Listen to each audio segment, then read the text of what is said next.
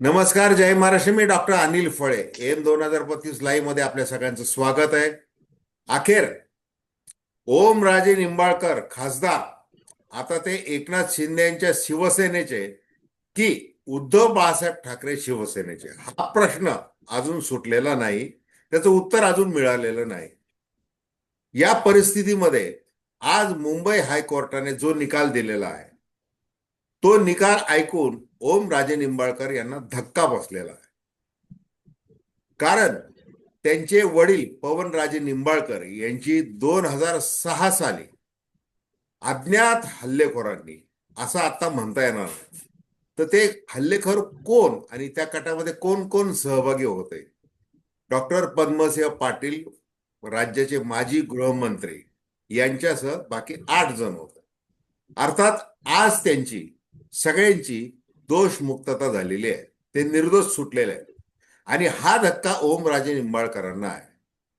या सगळ्या एकूणच परिस्थितीविषयी बोलण्यासाठी आपल्या सोबत आहेत धाराशिव लाईव्हचे संपादक सुनील ढेपे, ज्यांनी धाराशिव जिल्ह्यामध्ये गेले जवळपास 35 वर्ष ही पत्रकारिता केलेली आहे.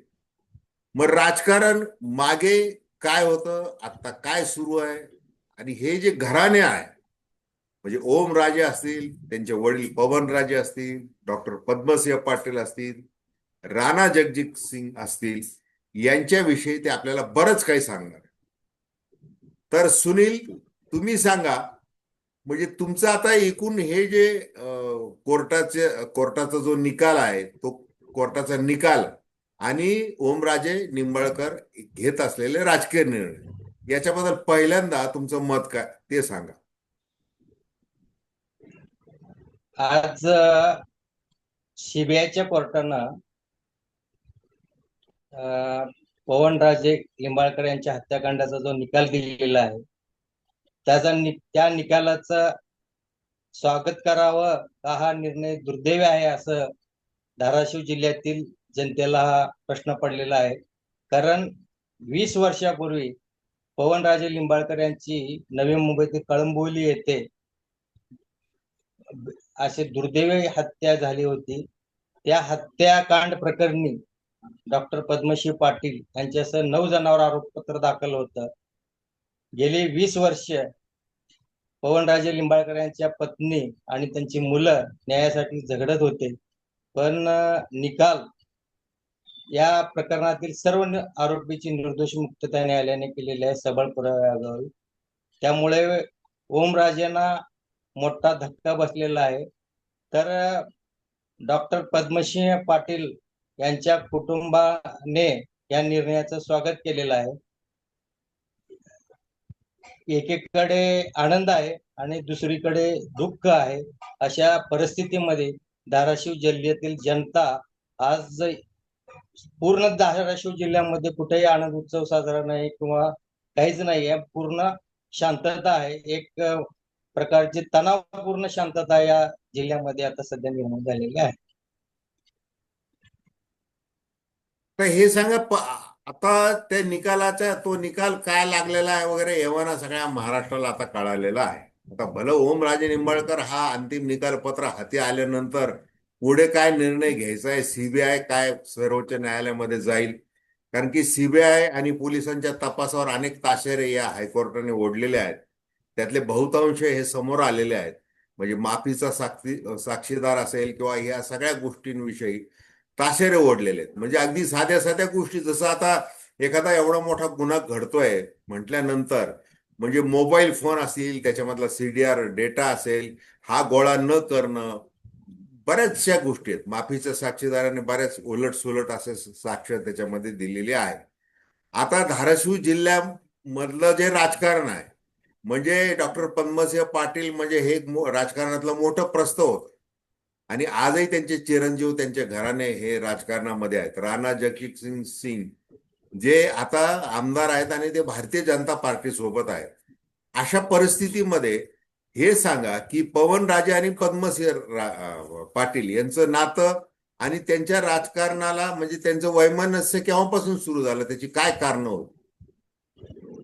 ही पद्मसिंह पाटील आणि पवनराजे लिंबाळकर हे नात्यानं चुलत भाऊ होते. आता पद्मश्री पाटलांचा आडनाव पाटील आणि पवनराजेचं आडनाव लिंबाळकर कसं, याचा अनेकांना प्रश्न पडतो की मग हे चुलत भाऊ कसं. ते हे मूळ यांचं गाव आहे ते सातारा जिल्ह्यातील फलटण तालुक्यात निमकळचे आहे ते प्रॉपर. आणि पद्मसिंह पाटील यांचे वडील बाजीराव पाटील हे तेरच्या पाटील पाटील यांना दत्तक गेलेले आहेत, म्हणून त्यांचं आडनाव हे पाटील झालेलं आहे. आणि पवनराजेंचे वडील जे संताजी लिंबाळकर होते ते गोवर्धनवाडीतील स्थायिक झाले. तिथून एक 5-6 किलोमीटरवर ते गाव आहे, तिथे स्थायिक झाले. त्यांनी पण तिथे शेती सुरू केली. हे दोघंही याच जिल्ह्यात दोन्ही स्थायिक झाले. म्हणजे पद्मश्री पाटलांचे वडील बाजीराव पाटील आणि पवनराजेंचे वडील संताजी लिंबाळकर. हे पद्मश्री पाटील हे MBBS केल्यानंतर त्यांनी तेरच्या प्राथमिक आरोग्य केंद्रात काही काळ त्यांनी वैद्यकीय सेवा केलेली आहे. त्यानंतर भाई उद्धवराव पाटील यांच्या नेतृत्वाखाली त्यांनी शेकापमध्ये प्रवेश केला. त्यानंतर ते शरद पवार यांच्या संपर्कात आले आणि ते जिकडे शरद पवार साहेब तिकडे हे पद्मश्री पाटील, असं त्यांचं आजपर्यंत राजकीय कारकीर्द राहिलेली आहे. तर पवनराजे लिंबाळकर यांचे डॉक्टर पद्मश्री पाटील जेव्हा मंत्री झाले तेव्हा धाराशिव जिल्ह्यातील कार्यकर्त्यांची फळी सांभाळण्यासाठी त्यांचे भाऊ म्हणजे डॉक्टरचे पद्मश्री पाटलाचे भाऊ पवनराजे लिंबाळकर हे सांभाळत होते. त्यांना DCC बँकेचं अध्यक्ष केलं. तेरणा बँकेचाही ते कारभार, तेरणा सहकारी साखर कारखान्याचा कारभार ते पाहत होते. पण ह्या हत्येच्या अगोदर एक 3 वर्षापूर्वी जिल्हा मध्यवर्ती बँकेमध्ये होम ट्रेडचा घोटाळा झाला. 30 कोटी रुपये नागपूरमध्ये अडकले त्यांचे होम ट्रेड्स मध्ये.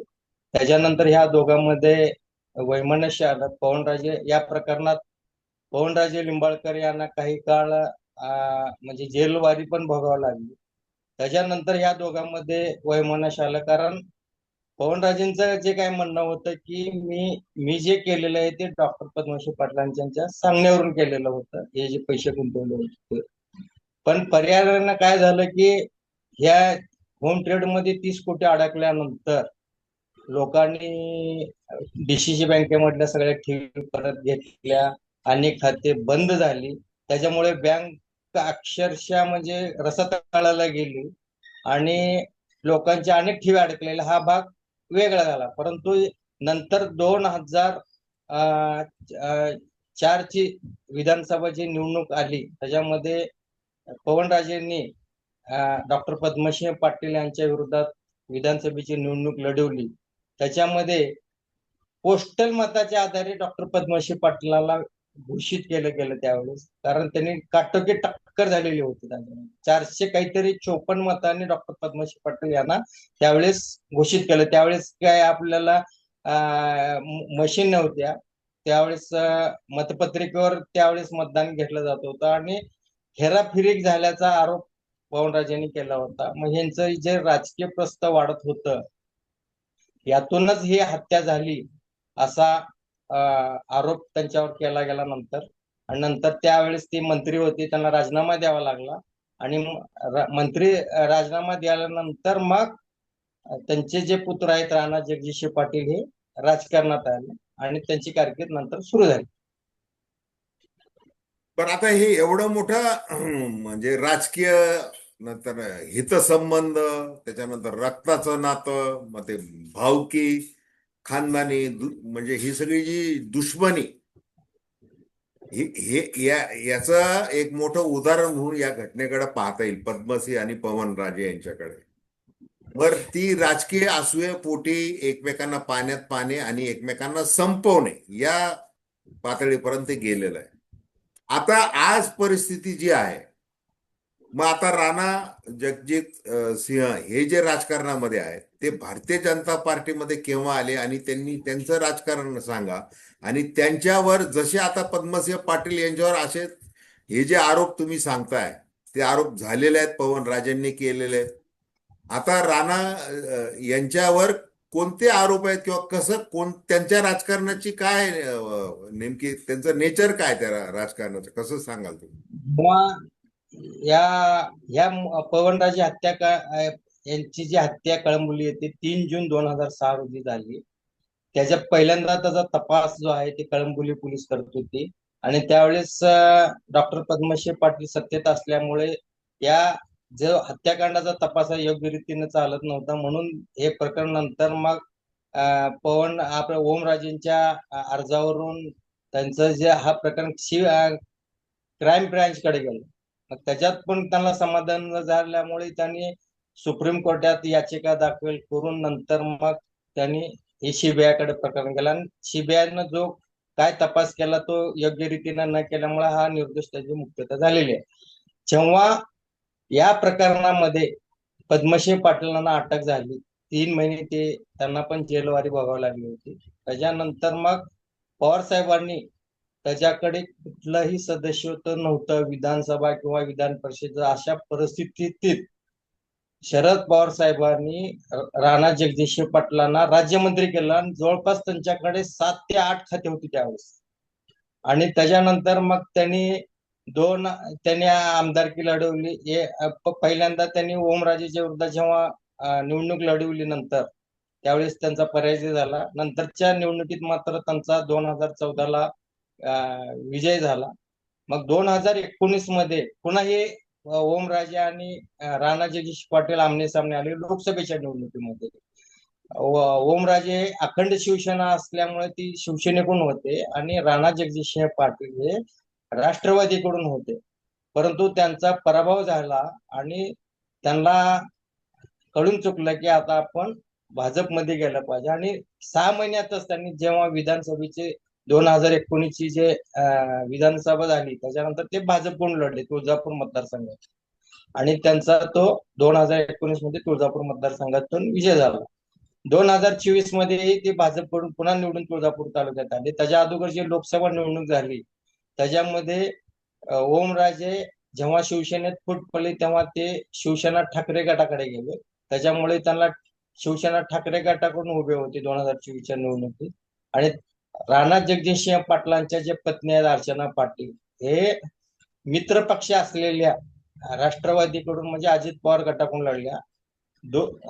या लोकसभेच्या निवडणुकीमध्ये पंतप्रधान नरेंद्र मोदी यांनी जाहीर सभा धाराशिवला घेतली होती. जाहीर सभा मोठी झाली होती. तरीही 2024च्या निवडणुकीत सहानुभूतीच्या लाटेवर ओमराजे 3,25,000 मताधिक्याने निवडून आले. एवढी त्यांच्या मागे जनमत होतं.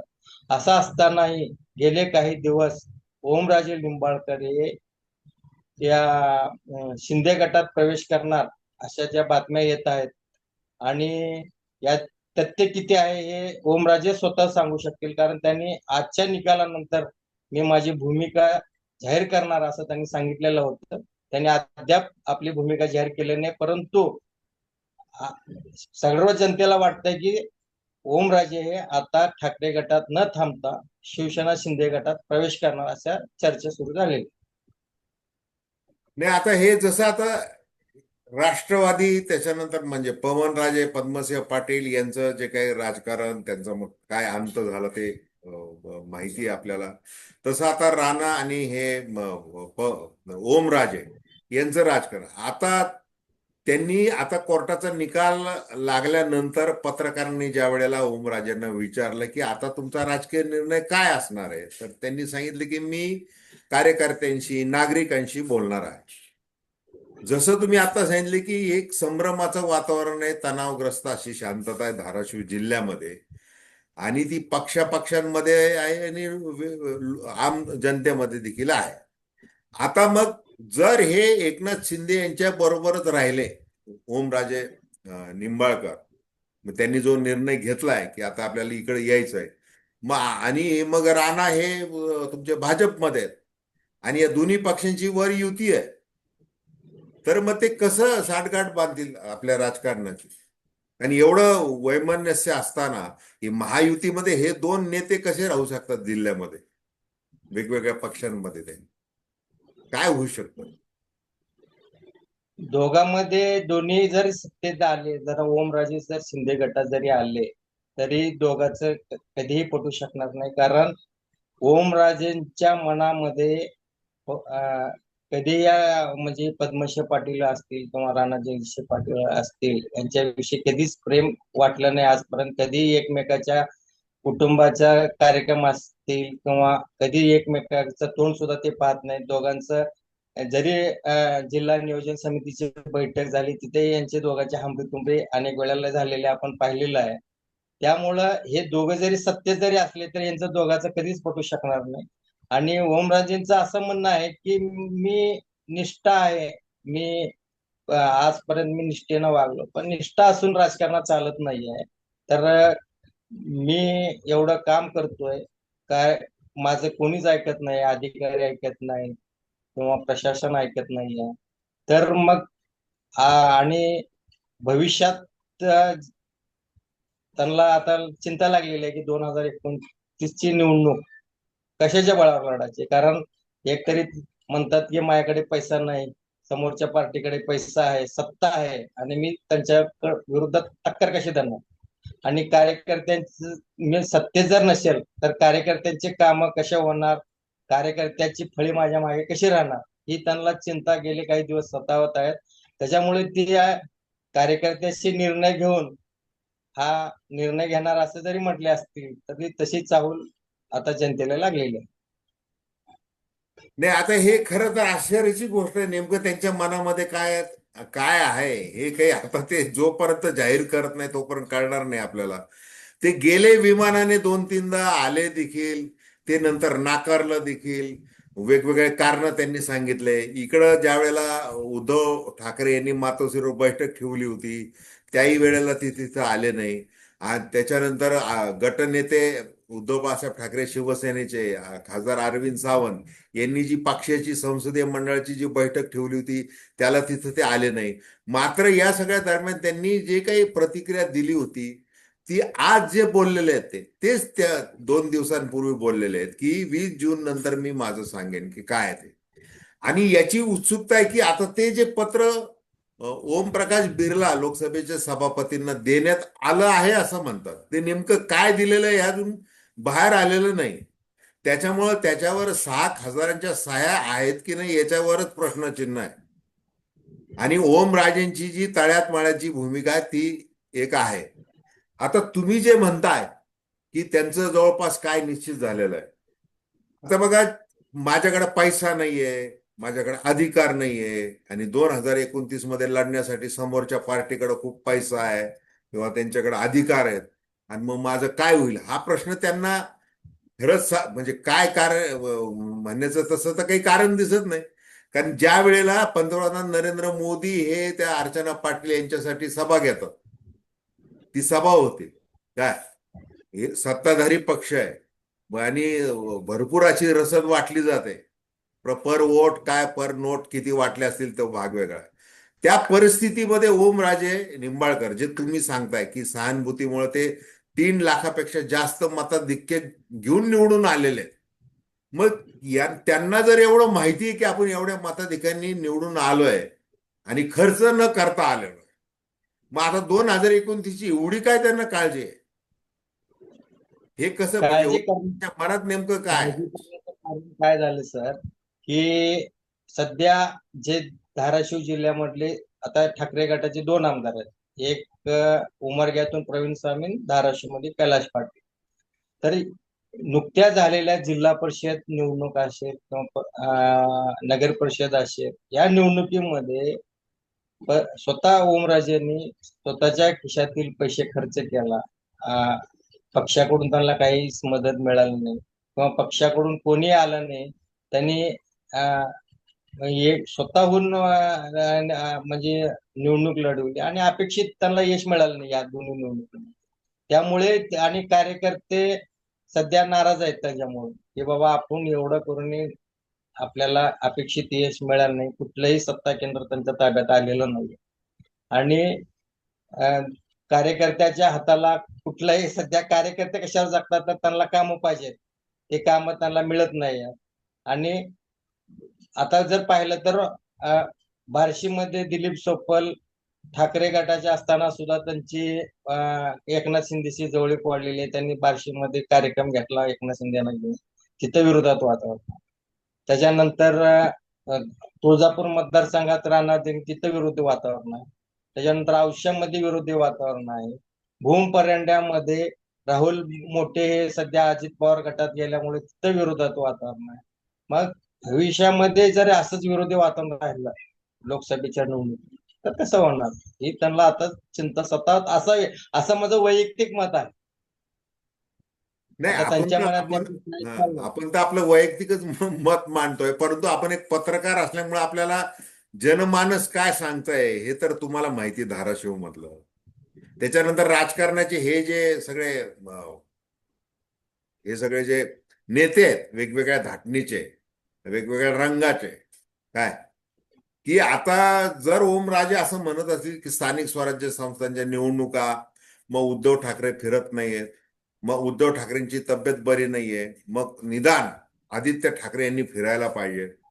त्याचं उत्तर जे आहे ते काल उद्धव ठाकरे यांनी आपल्या भाषणामध्ये दिलेलं आहे की मी जर आलो नसतो, जसं संजय राऊत म्हणाले की मी 3 दिवस आम्ही तिथं होतो, म्हणजे किती 90च्या वर सभा उद्धव ठाकरेंनी पूर्ण महाराष्ट्रामध्ये घेतलेल्या त्यावेळेला. मग ते तिथं त्याशिवाय ते निवडून आले का वगैरे वगैरे ते त्यांनी उत्तर दिलेलं आहे. आता तुम्ही जे आमदार कैलास पाटील यांचं जे नाव घेतलेलं आहे ते आत्ता म्हणजे मातोश्रीवर ते जाऊन आलेले आहेत, किंवा मातोश्रीवर असतील, पण आता ते उद्धव ठाकरे यांच्याशी चर्चा करत आहेत. आणि बातम्या ज्या आलेल्या आहेत की उद्धव ठाकरेंनी ओमराजेंची समजूत काढण्याची जबाबदारी ही कैलास पाटलांवर दिलेली आहे. आता हे मी का म्हणतोय, काल उद्धव ठाकरेंनी त्यांच्या भाषणामध्ये 2 वेळेला कैलास पाटलांचं नाव घेतलेलं या ना त्या प्रकारे. हे फार महत्वाचं आहे, इतर कुणाचंही नाव घेतलं नाही. त्यामुळं असं असं तुम्हाला वाटतंय का, जे मला वाटतंय, म्हणजे माझं मत आहे की ओमराजे निंबाळकर हे आता त्यांचा राजकीय निर्णय बदलू शकतात, असं होऊ शकतं का? म्हणजे तो जो बाहेर पडण्याचा जो निर्णय आहे ते थांबू. कैलास ओमराजे आणि कैलाश पाटील हे दोघं भावाप्रमाणे, एक राम आणि लक्ष्मणाची कशी जोडी असते तशी ही राम लक्ष्मणाची जोडी या जिल्ह्यामध्ये फेमस होती. जिथं ओमराजे असतील तिथं कैलाश पाटील हे सावलीप्रमाणे आजपर्यंत त्यांच्या पाठीशी होते. त्यांनी कालच्या जो वर्धापन दिन सोहळ्याला सुद्धा त्यांच्या डोळ्यामध्ये अश्रू दिसले कैलास पाटलांच्या. इतकं म्हणजे ते भावनिक झालेले होते आणि त्यांनी असा निर्णय घेऊन हे त्यांची पण अपेक्षा आहे. त्यांनी त्यांची समजूत काढतील अशी आहे, सगळ्याला अपेक्षा आहे. परंतु ओमराजे याबाबत काय निर्णय घेतील हे त्यांनाच माहिती आहे. परंतु त्यांनी वापस यावं असे बरेच लोकांचं, कारण सोशल मीडियावर जर आपण पाहिलं तर त्यांच्यावर खूप ट्रोलिंग सध्या सुरू आहे.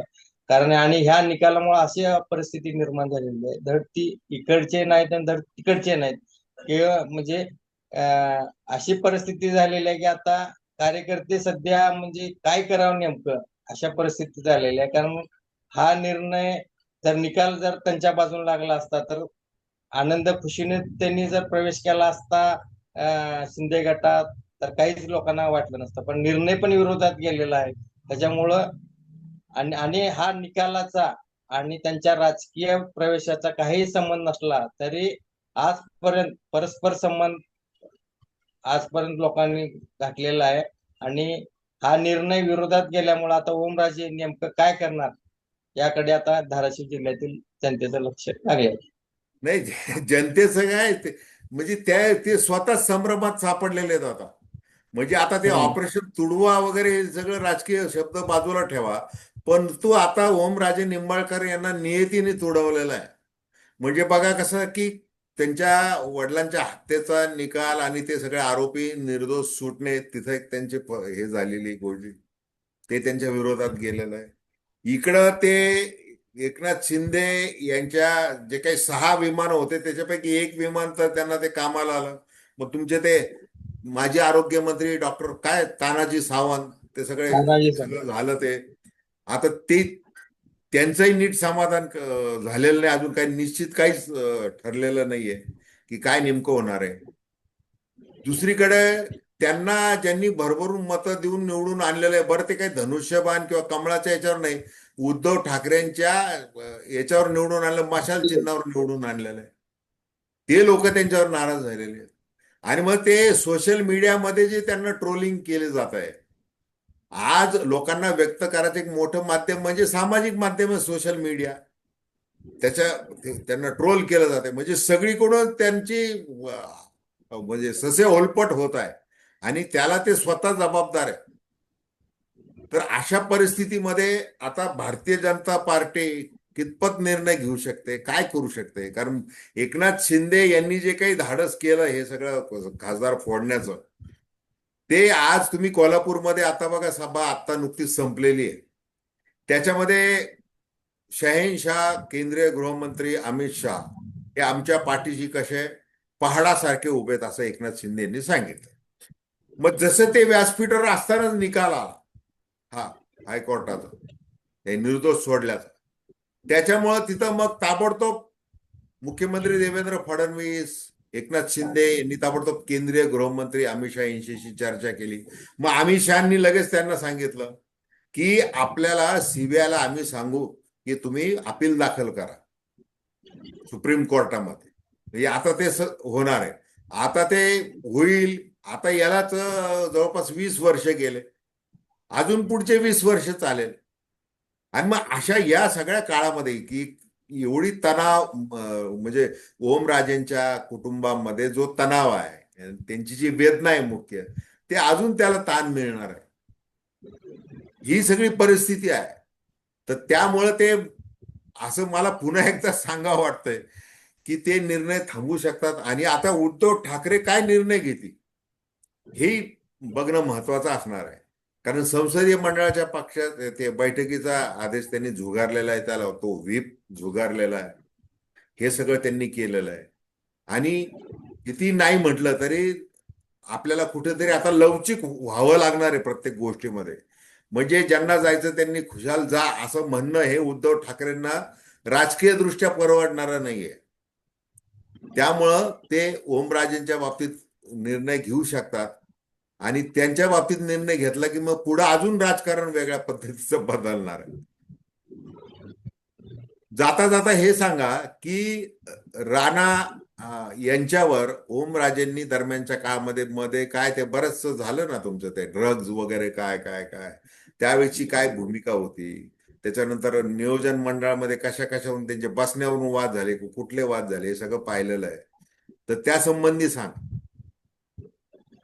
ही तुळजापूरमध्ये मागच्या म्हणजे 14 फेब्रुवारी 2025 रोजी एक ड्रग्स प्रकरणी 3 लोकांना अटक झाली. त्याच्यानंतर त्याची व्याप्ती एवढी वाढली की जवळपास 39 आरोपीला त्याच्यामध्ये अटक झालेली आहे. आणि त्याच्यातले बहुत तुळजापूरचे जे नगराध्यक्ष आता निवडून आलेले आहेत, किट्टू कंगणे असतील किंवा जवळपास 8 कार्यकर्ते हे भाजपचे आहेत.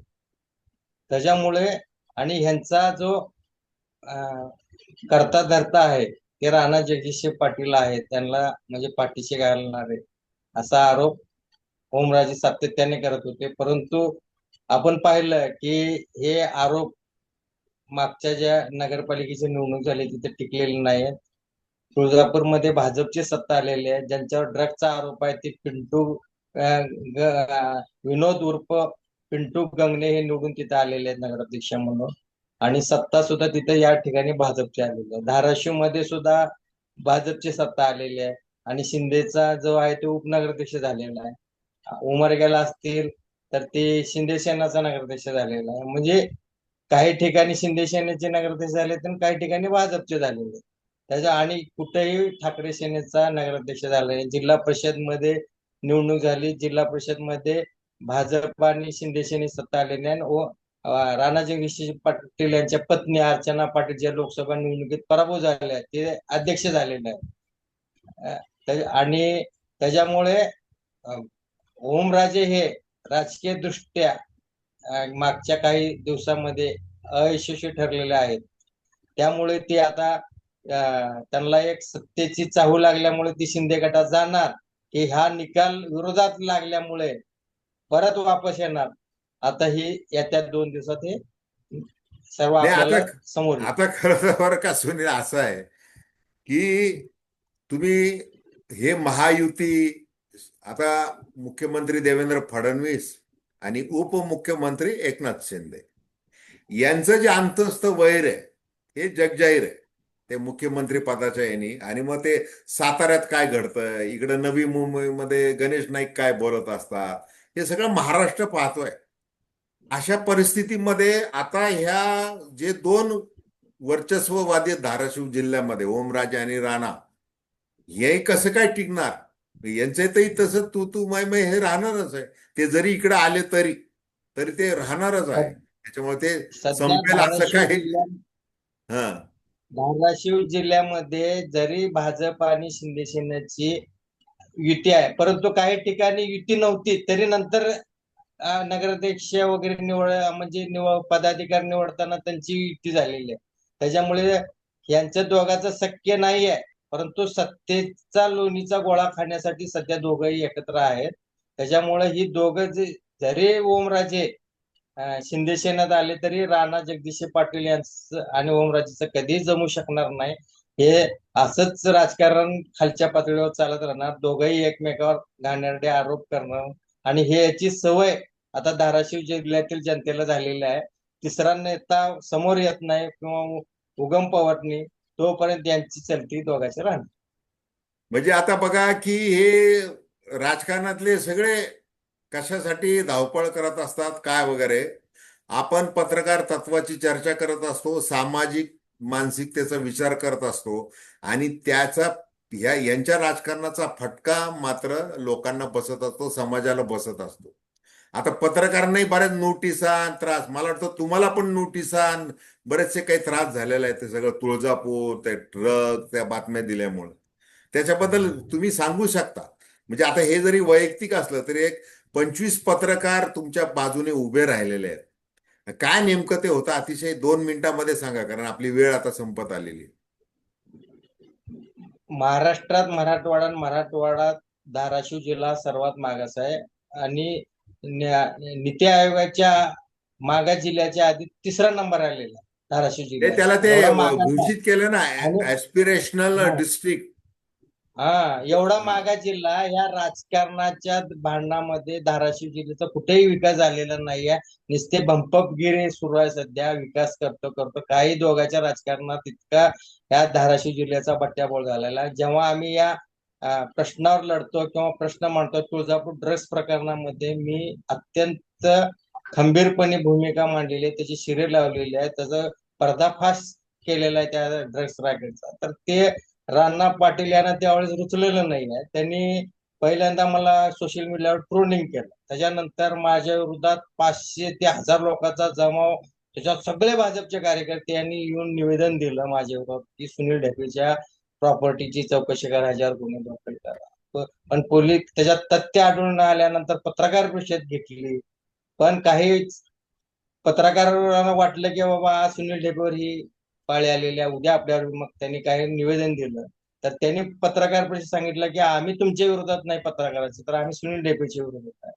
त्याच्यानंतर माझ्यावर एकूण 3 खोट्या केसेस तुळजापूर पोलीस ठाण्यामध्ये झाला, आणि त्याचा मास्टर माइंड राणा जगदीश पाटील आहे. त्यांच्या सांगण्यावर तिथला जो डीवायएसपी आहे निलेश देशमुख, आणि तिथला अण्णासाहेब मांजरे पोलीस निरीक्षक, हे दोघंही या राणा जगदीश पाटलाच्या ताटाखालील मांजर आहेत. तो राणा पाटील जो काय म्हणेल तो हे दोघं करतात, आणि माझ्यावर कसलाही पुरावा नसताना 3 खोट्या केसेस माझ्यावर केलेल्या आहेत. माझ्यावर पण न्यायदेवतेनं मला या प्रकरणामध्ये सध्या जामीन दिलेला आहे. या प्रकरणाचा मी जास्त बोलू शकत नाही, परंतु माझ्यावर जे आरोप लावलेले आले ते अत्यंत खोटे, धांदात खोटे आहेत. केवळ विरोधात बातम्या दिल्यामुळे हे सगळं षडयंत्र सुरू आहे. नाही, आणि हे निस्पृह, धाडसी, तटस्थ पत्रकारांच्या नशिबी हे भोग लिहिलेले आहेत राजकारण्यांकडून. म्हणजे जे काय आपल्याला होत असतं ते आपल्याला काही नवीन नाही. परंतु आपण थांबायचं नसतं, आपण काम करायचं असतं. तसं तुम्ही काम करत राहा, अशीच माझी आपल्याला विनंती आहे. एवढंच मी म्हणू शकतो. तर सर, खूप खूप बोला बोला. मी अनिल फळे सरांचा शिष्य आहे.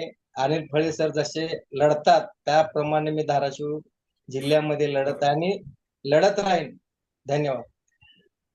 चला, दर्शकांना विनंती की चॅनल सबस्क्राईब करावं आणि आपल्या प्रतिक्रिया बिनधास्तपणे नोंदवाव्यात. खूप खूप धन्यवाद.